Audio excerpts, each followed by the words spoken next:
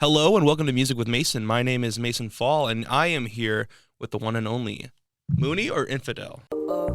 I see you and you see me. I wish that we could be so happy. I don't know yet. Name's still kind of up in the air, but we can stick with Infidel right now. That's right. So I understand that you come from Iowa, right? Yes, sir. What part of Iowa? Central. Central? Yeah. How big is that? You talking about like schools I went to and stuff? Yeah. I traveled around a lot, but like I finished off my high school career in Gilbert. Nice. Yeah. Nice. So just to start, how did you get into rapping?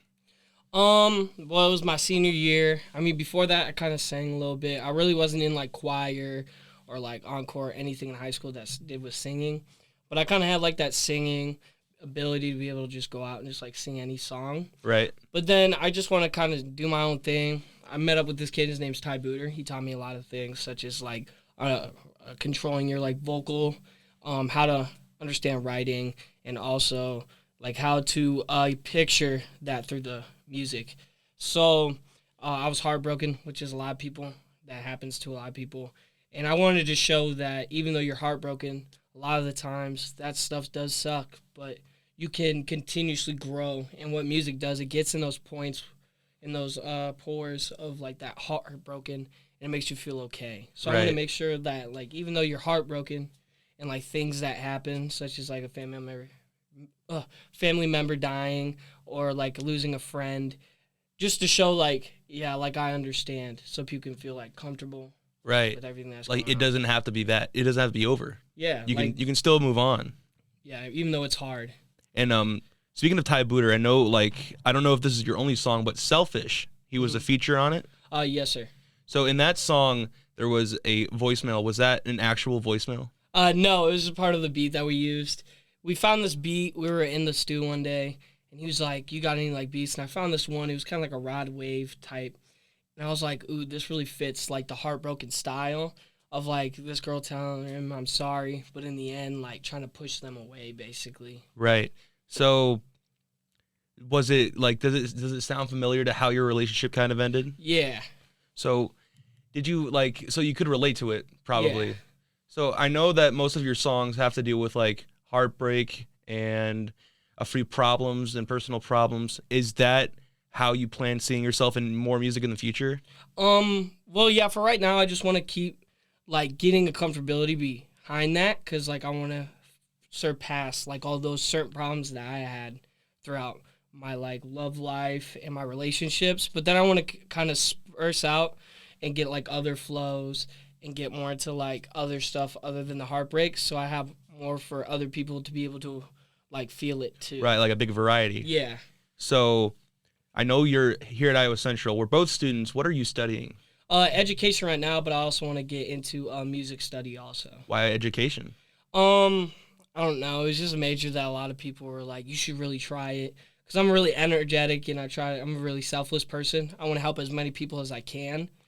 And I feel like that education, like teachers, they have a lot of like respect in some portions because they're dealing with kids, and different kids have different problems. So as you're trying to teach a kid one thing, there's another kid that could be struggling with another thing. Classroom and succeed as people. Because as teachers, they're trying to grow these individuals and these students to be able to be successful. And that's like a big thing that kind of helps with also music, is you're trying to show people that there's other things in life than other just the sad and the hard parts. There's happiness and easy parts. It's just finding those ways of getting out of that struggle. There's always a way to find positive in the darkness. Yes, sir. That's very strong to think about. So in Iowa Central, I saw that you were singing in public, and you posted it on your Snapchat story. Do you remember in the middle of that field right next to the SRC? Yes, sir. What was that event like? Like, what was it? So it was something for encore choir, because I am doing encore choir also. But I went up to the choir teacher's name's Mr. Lopes. I went up to him and I was like, hey, I do music by myself and I record. I got my own studio. I have this song that I feel like can relate to that whole portion that they were doing with that fall program. And he's like, let me hear it. Went there, he liked it, and he was like, I want you to sing this in front of this crowd. And I was like kind of nervous at first, but then I gained that confidence to be like, yeah, I got to do this, because it could push out to multiple people out there that are going through the similar problems. And that was Dear Darling Sweet that played on the radio station here also. Right. That's the song that we did. Uh-huh. And it went pretty well. I mean, you just got to push yourself out there. That's the biggest thing. That's right. I mean, like a big step when you're in the music business is you have to put yourself out there in order to get attention. Mm-hmm. So was that like one of your like a start to like starting a gig or like having a group of people listen to your music at once? Yeah, I just want to market myself out is the biggest thing. Right. I just want to make sure I can get my name out there, which is always the hardest part about music, is getting your name out there. Because not a lot of people, once you start, not a lot of people know you. So it's always marketing out, like you said, with gigs, finding different ways to be able to get your name out there is always the first step. Do you plan on, getting more gigs? Do you plan on doing more concerts and stuff like that? Yeah, hopefully. If I can find certain people to be like, hey, we'd love you in here, or we want you to come show some of your songs, I'd be down for it in a heartbeat. Right. So while you're on your journey to like producing more music and your album Heartbreak on Repeat, do you see yourself kind of, like putting yourself out there? That's one thing, but like, have you ever like ran into someone that really put you on your journey or gave you a certain path to go on? A couple people did. One of her name is Shirley or Shelly. No, it's Miss Shelly. She was like, we have a couple gigs, and also Mr. Loves too, like in spring. I know they're having like a spring show, and I think you said something too. For the radio program, we are trying to get a few Iowan bands, or it doesn't even matter if they're Iowan or not, but just to get them down here and perform so we can help the program. Because for now, our class only consists of 5 people. So, just being able to get radio out there and to put our program out there, that could help us get more equipment. That could help us with our future in the program. But honestly, I really think it's just for entertainment and to bring all the Iowa students a little concert, So we used to do it, I believe, in the past. But we're just trying to bring it back. So we got to get it approved by the dean and the president.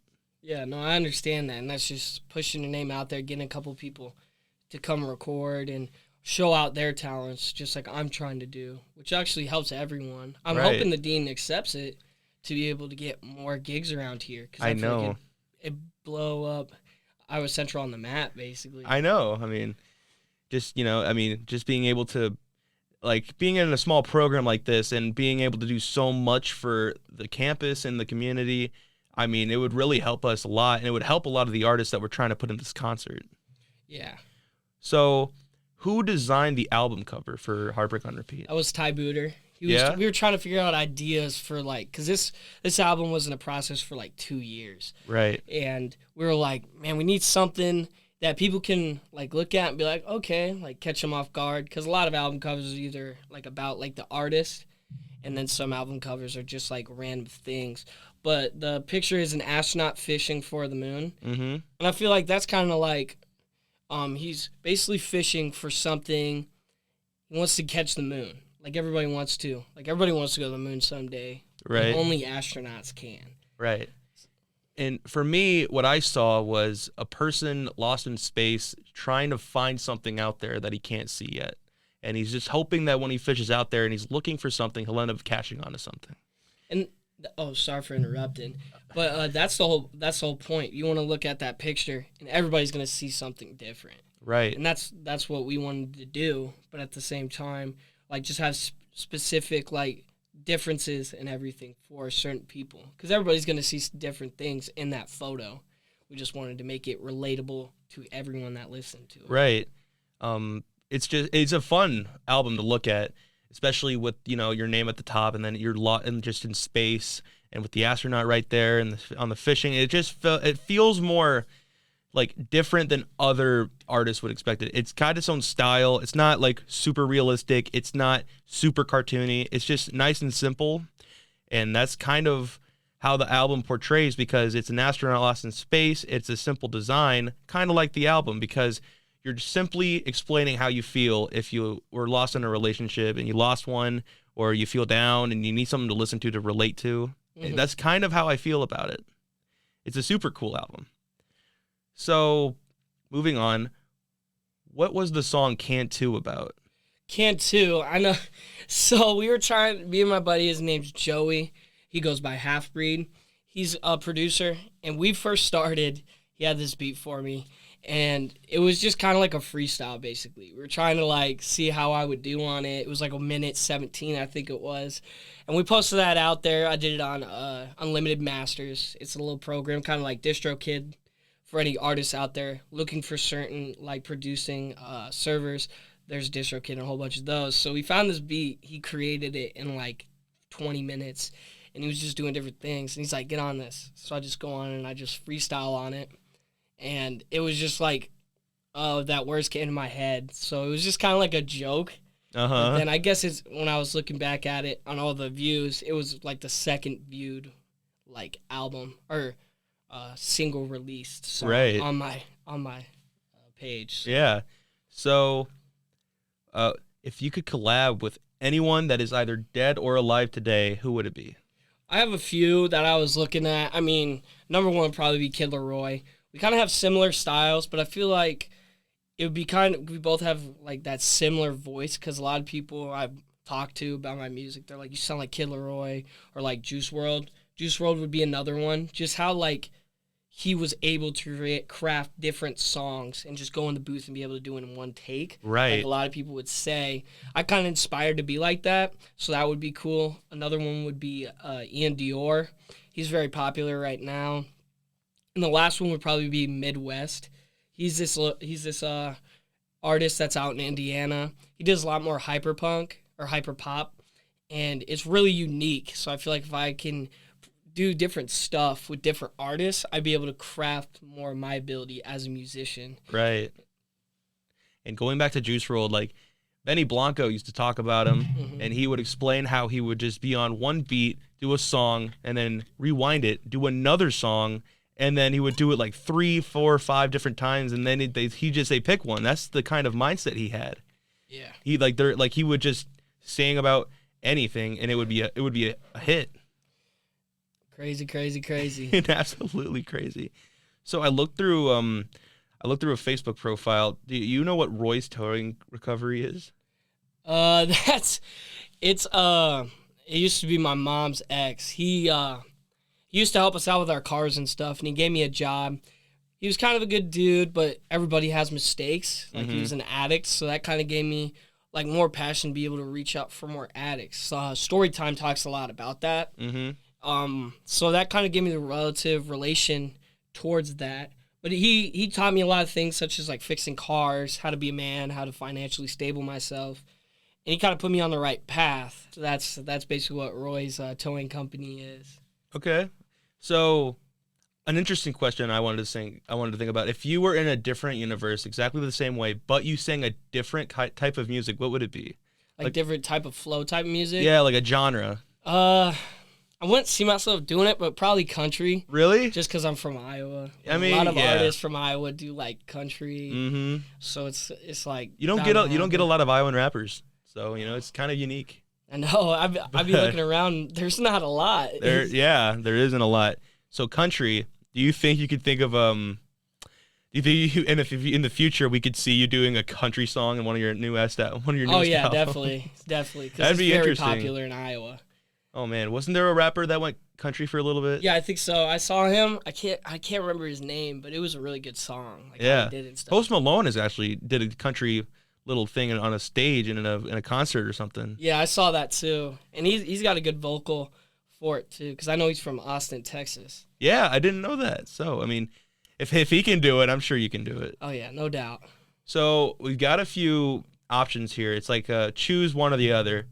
So would you rather listen to rock or funk?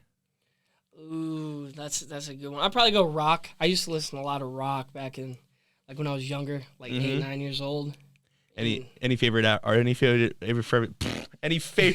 bands or artists? I gotta go with Metallica, Pink Floyd. I love Stairway to Heaven. Yeah. I think Pink Floyd. I'd probably go the Eagles, Hotel California. Oh yeah. And then probably like AC/DC, Kiss. Oh yeah. They're just relatable to like sports and stuff. When I was a kid, that's what they always was playing on the radio. So it's just. Do you know anything about punk? Punk. What kind of bands are in punk? They're not very hitty anymore. The Misfits, Juice WRLD used to wear a lot of Misfits t-shirts. There was also Screeching Weasel, No Effects. My dad listened to punk a lot. Just a lot of grungy. It's basically like if Grunge, like Nirvana. Yeah, basically. Yeah. I listen to some punk, but Nirvana. I don't know if Korn if you had to see rock as a family and metal as the dad, punk would be the very annoying son. Oh, yeah. But No, I get that. yeah. What about cats or dogs? I have a cat, but I love dogs. I love dogs. Dogs are they're like that kid that's always energetic, and then cats are kind of like the daughter that's always Right. trying to push away. Yeah. And I just love dogs. It gives you in the mood to work out, go play with them, play fetch. Uh-huh. And cats are kind of their own person. So I mean, it's really depends on the person, but I personally love dogs. Right. That's why I love. I'm not dissing on cats, but dogs, they can relate to you. They'll emotionally support not only themselves but you. Like you give them love, they'll love you right back. Yeah. They're super loyal. Cats, I mean, they crave attention, but they will not give you attention. Yeah, no. They'll just come up, I need some attention. I need and then food. dip. Let me outside. Bye. Yeah, no doubt. You're like, all right, here we go. Yeah. Do you have a personal favorite between Coke or Pepsi? I like Coke products. Really? I like Dr. Pepper. That's my favorite to drink. I know a lot of people be looking at me weird when I get Dr. Pepper, but it's just it's so good. It's weird. It's like it's not even that big of a difference for me, but I'm more of on a color basis. I like blue, but but the red Coca-Cola logo, it's super classic. You know what I'm saying? It's super. It's not nostalgic, but it's old timey. It's super nice to look at. I personally like Diet Coke because it's the same taste, but just no sugar. Yeah, no doubt. And then if you have that for a week and you had Coca-Cola, all that sugar comes in. It's whoa! It just hits you right away. I know. It's what am I missing? All right, so chicken or pizza? I love pizza, but chicken, fried chicken, is so good. I love pizza though. So so are you more of a KFC or Raising Cane's? I love Raising Cane's. I feel like KFC is just they got dry chicken sometimes. Oh my god. I don't know what the hype is. It tastes like Popeye's biscuits sometimes. But when you go to Raising Cane's and you get that sauce. Oh yeah. And the fries and the chicken, and then they have that piece of bread in there for some reason. Yeah. It's great. They got good lemonade too. So are you Xbox or PS4, Nintendo, PSC? What are you? I'm a PlayStation guy. I used to be an Xbox kid, but the controllers are just huge. I know. It just feels like a Nintendo 64 controller. Yeah.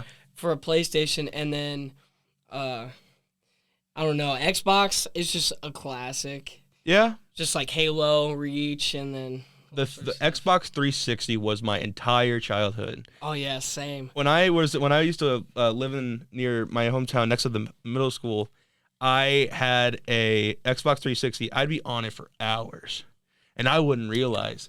I'd be on it until 8:30. I just realized it was 3:30 in the morning, dude. Then you're like, dang, I got school. Yeah. It was wild. So what is the best game to play on PS4? I don't want to sound like a nerd, but I'd be playing a lot of Fortnite or Madden. Sometimes I'll be rocking out with Apex. It just depends. But I really got into Cyberpunk. That's probably my go-to game. Okay.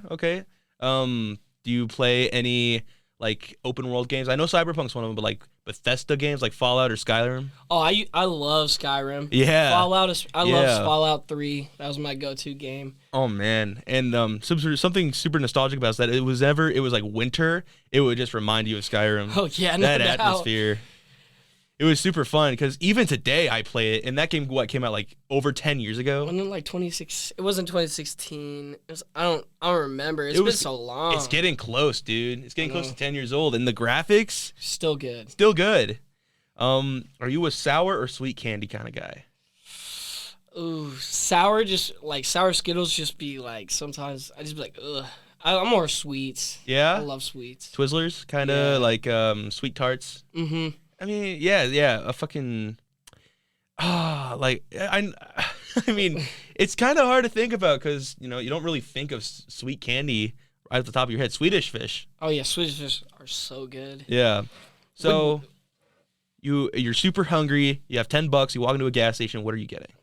I gotta go with chips. Chips. Chips and then like a Gatorade, like the 2 for $5 Gatorade they have Yeah. at Casey's, or it's like 2 for $4 or something. I get that, and I'll get those munchies. They have like pretzels in it, and a whole bunch of random stuff. Those things are so good. Oh man. And I remember working at Hy-Vee, and I'd always get munchies right after work. Oh man. It just hits different. So, what is, in your opinion, like better? Is it better to lift or to do like aerobic exercises? I'm more of a lifting guy. Yeah. Because that's what I do here at Iowa Central. I do sports too, also. So like lifting, I feel like it just depends on the person too. But in my personal opinion, I love lifting. Be able to just have you push all your problems away, Right. and just be able to lift and be your own person without having to worry about anything else. It's just focusing on the here and now and what's the next step. Oh, I'm getting bigger. I'm getting more healthy, and then also you're getting stronger too. Your physique forms and everything. So, winter or summer? I'm a spring guy. Really? Yeah.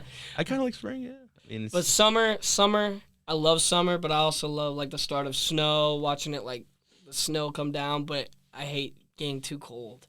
if you could travel one place on Earth, where would it be? I'd probably go Alaska. Really? So, yeah. And you're a spring guy. I am. But I heard like the lights, the Northern Lights, I think that's what it's called. Uh-huh. Those are so like beautiful. I want to go out there. Aurora Borealis, Yeah. right? I think that's what it is. All I remember, I just remember that name from Simpsons just when Principal Skinner had to make dinner for the superintendent or something. But yeah, I enjoy, being in winter and it's slowly snowing and you just look at the sky. Yeah. It's super beautiful.